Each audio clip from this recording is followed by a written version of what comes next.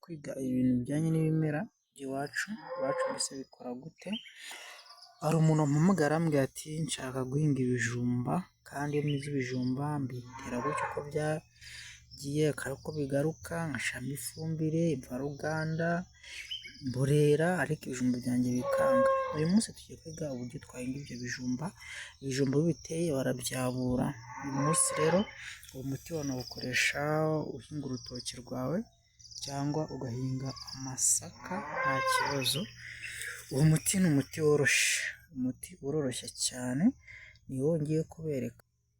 Uwo muti ni uyu muti, uyu nguyu mubona imbere yanjye, kino mfashe nicyo bita imbatabata. Iyi mbatabata uyongeramo n'iki kibabi cy'umutanga cyangwa umugozi w'umutanga, warangiza ugacukura kwa kundi uba ugiye gutera umugozi wa mbere, uzingiramo bino bintu, wangiza ukabitabana n'uwo mugozi. Ibyo bijumba byawe rwose iyo ukuye biraza kandi biremera.